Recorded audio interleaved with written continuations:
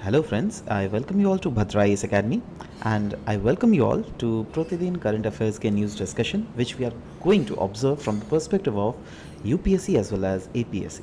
So let's start with the analysis of the news that were there in news. So the first news here is regarding the talks that are being going on between Mizoram and Assam regarding the boundary dispute. तो इस article में focus यही दिया गया है that Mizoram कहीं ना कहीं जो अपना पोजीशन था regarding the boundary dispute right उस पे मिजोरम अभी तक एडहेयर है और वो पोजीशन कब का था 1857. ध्यान रखिएगा 1857 that was colonial time. Now क्या इशू है, हर एक इशू को बहुत डीपली हम लोग डिस्कस करने वाले हैं. अगर आपको ये इशू नहीं पता था ना, आई प्रॉमिस आज के सेशन में प्रॉपर्ली पता चल जाएगा. तो चलिए शुरुआत करते हैं. इस टॉपिक को आप रिलेट कर सकते हैं जीएस पेपर 2 के polity and governance, centre state relation as well as inter state disputes के साथ. राइट नाउ इशू क्या है, ये ओवरऑल असम और मिजोरम के बीच में आपको पता है बाउंड्री डिस्प्यूट है, बॉर्डर डिस्प्यूट है और ये बहुत ही लॉन्ग पेंडिंग डिस्प्यूट है which is there between them. Right and अगर हम लोग को पता लीजिएगा कितना length of border disputed area में, around 164.6 kilometre which is not small, बहुत बड़ा एरिया है. राइट अच्छा, मिजोरम जो डिस्ट्रिक्ट इसमें इन्वॉल्व है और आसाम के कौन कौन से डिस्ट्रिक्ट्स इन्वॉल्व है, मिजोरम के ये 3 डिस्ट्रिक्ट्स इन्वॉल्व है इसमें. एक है एजवाल,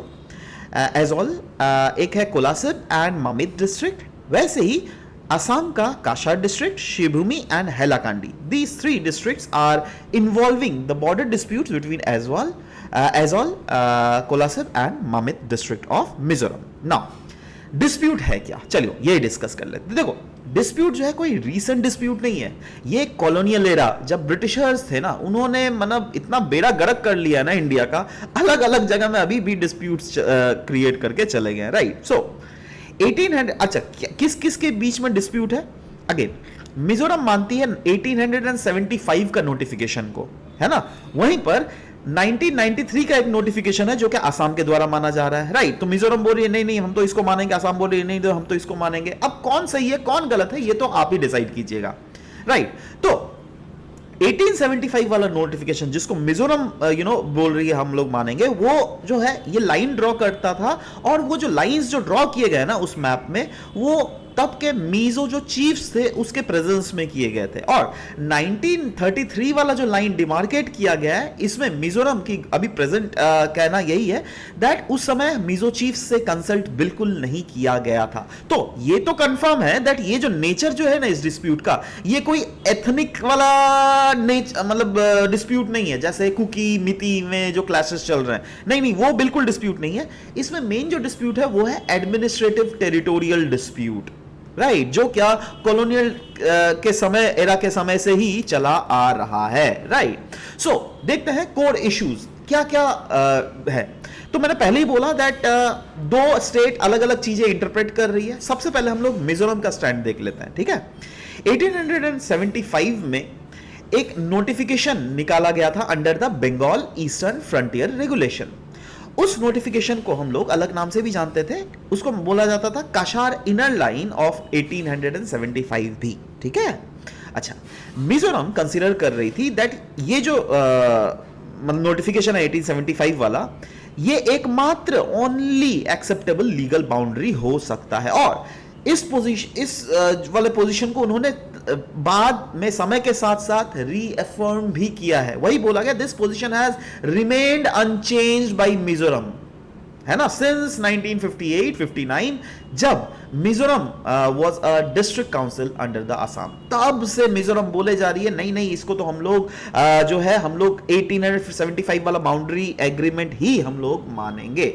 बट आसाम का स्टैंड क्या है, आसाम बोल रही है दैट नहीं भैया 1933 वाला जो स्टैंस है ना उसको हम लोग को कहीं ना कहीं मानना पड़ेगा. तो यहां पे आसाम बोल रही है दैट नहीं 1933 में एक नोटिफिकेशन आया था और उस नोटिफिकेशन में प्रॉपरली लाइंस को ड्रॉ किया गया है between the Lushai hills and the Cachar planes.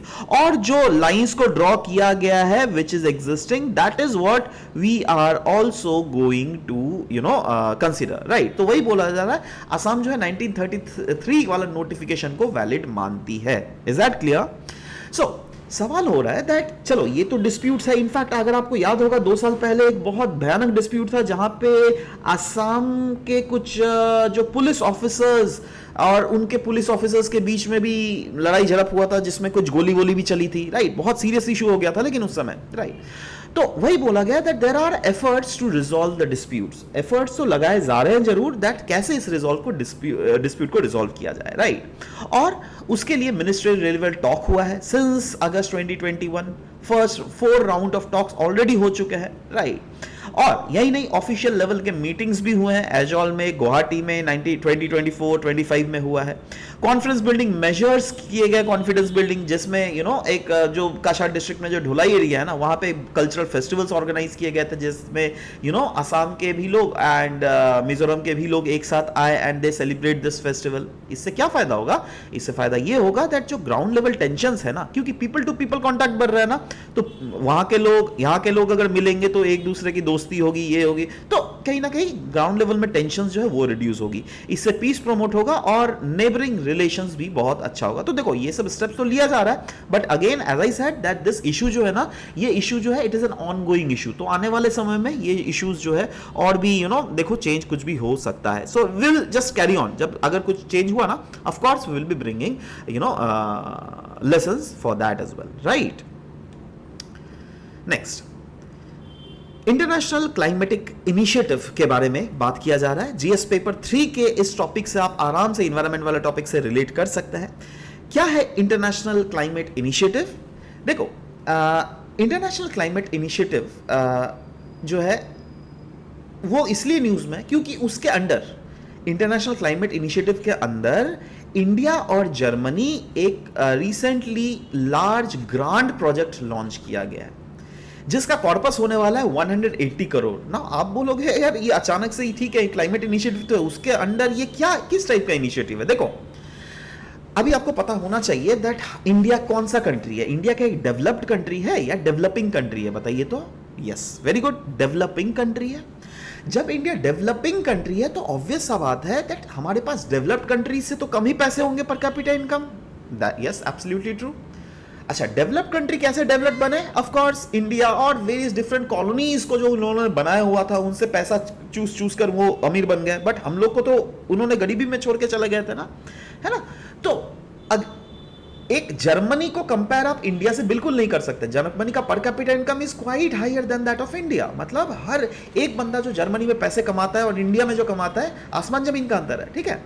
तो वही बोला गया है दैट इसीलिए में इंश्योर किया जाएगा दैट अभी जो क्लाइमेटिक फिनोमिनास चल रहे हैं जिसमें ग्लोबल वार्मिंग ये सब हम लोग बोलते रहते हैं, तो क्या होता है ना दैट इतना ज्यादा चेंज हो रहा है दैट उसके नेगेटिव इंपैक्ट जो डेवलपिंग या फिर अंडर डेवलप्ड कंट्रीज उनको ज्यादा भुगतना पड़ रहा है। और हमारे पास इतना टेक्नोलॉजी, पैसे भी नहीं है दैट हम लोग क्लाइमेट चेंज से अपने आप को अडेप्ट कर सके। इसीलिए जर्मनी के अंडर लॉन्च किया गया है इंटरनेशनल क्लाइमेट इनिशिएटिव, और उसी क्लाइमेट इनिशिएटिव के अंदर एक लार्ज ग्रांट प्रोजेक्ट लॉन्च किया गया है 180 करोड़ का, जो क्या जर्मनी के द्वारा इंडिया को प्रोवाइड किया जाएगा। इससे फायदा क्या होगा इंडिया का? इंडिया में जो क्लाइमेट के लिए जो लड़ाई कर रहे हैं ना इंडिया, इस लड़ाई में हम लोग आगे और भी अच्छे से फाइट कर सकते हैं और क्लाइमेट चेंज को हम लोग मिटिगेट कर सकते हैं। तो वही बोल रहा है, ये जो है रिफ्लेक्ट करता है the growing climatic cooperation that is taking place between a developed and a developing country. Now वही बोला गया that what is this initiative, international climate initiative. ये एक मेजर क्लाइमेट फाइनेंस इंस्ट्रूमेंट है ऑफ द जर्मन गवर्नमेंट। इसका nature क्या है? Yes, इससे फंड किया जाएगा इंटरनेशनल क्लाइमेट और बायोडाइवर्सिटी प्रोजेक्ट को, और फोकस रहेगा वैसे कंट्रीज या फिर इकोनॉमीज जो कि डेवलपिंग कंट्रीज या फिर इमर्जिंग इकोनॉमीज हैं। ऑब्जेक्टिव क्या है इसका? ऑब्जेक्टिव है दैट जो पार्टनर कंट्रीज है ना उनको सपोर्ट किया जा सके, जिससे क्या आपको पता होना चाहिए ना, पेरिस क्लाइमेट एग्रीमेंट 2015 को हुआ था, और उस पेरिस क्लाइमेट एग्रीमेंट के अंडर हर एक कंट्री को बोला गया था दैट आप अपना इंटेंडेड नेशनल डिटरमाइंड कंट्रीब्यूशन बोलो। तो वैसे इंडिया ने भी अपना इंटेंडेड नेशनल डिटरमाइंड कंट्रीब्यूशंस को रखा था पेरिस क्लाइमेट एग्रीमेंट में, बट अगे उसको हम लोग अचीव बोला भी था दैट 2030 तक हम लोग अचीव करेंगे, है ना?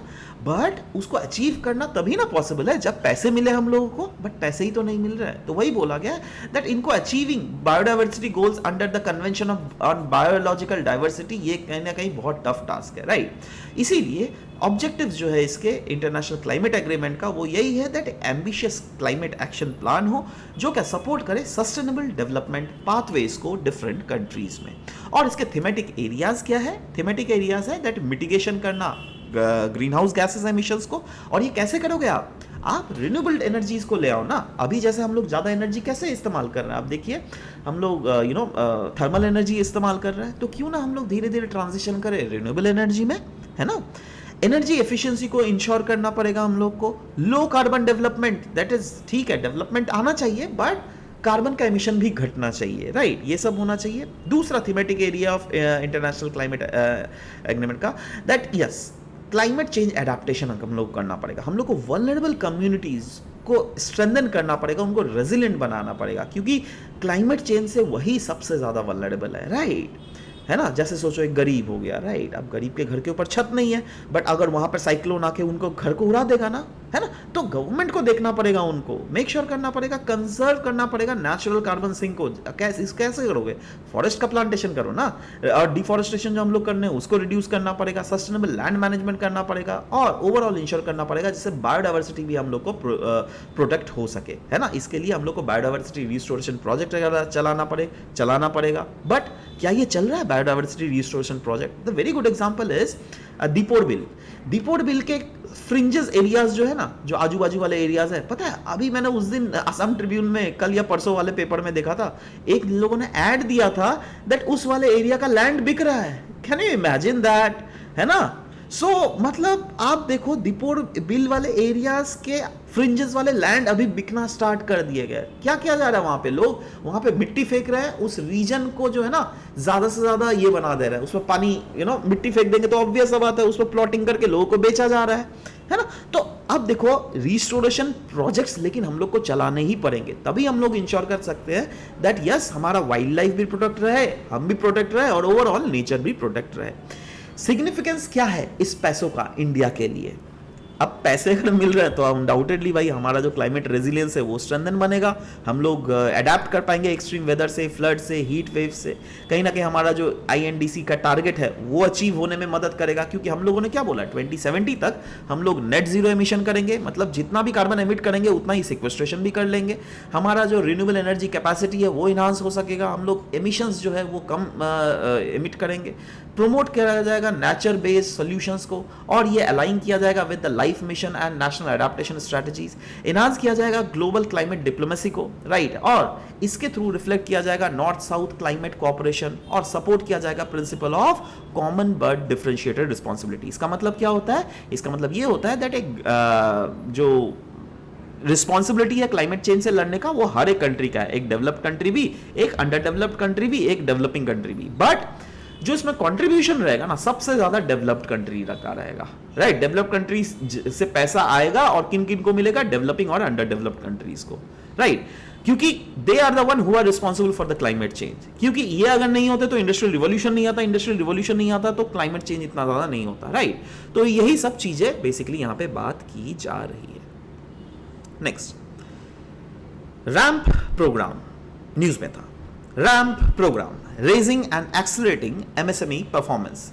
यहां पे मिनिस्ट्री ऑफ MSME ने ऑर्गेनाइज किया है 5th meeting of national MSME council in New Delhi, जिसका मेन पर्पस था दैट जो वर्ल्ड बैंक का द्वारा सपोर्ट किया जा रहा है ना ये रैंप प्रोग्राम क्या है मैं अभी बतला रहा हूं, बट याद रखिएगा ये जो रैंप प्रोग्राम है ये micro small and medium enterprises के लिए लॉन्च किया जाता है। तो इसका फुल फॉर्म क्या है? Raising and accelerating MSME performances.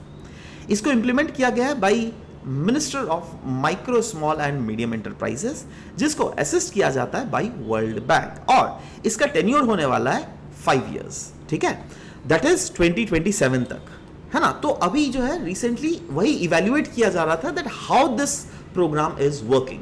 तो पहले तो हम लोग बात कर लेते हैं रैंप प्रोग्राम्स के ऑब्जेक्टिव्स क्या है। सबसे पहला ऑब्जेक्टिव है दैट कैसे MSMEs that is micro small and medium enterprises को मार्केट और क्रेडिट का एक्सेस हो सके।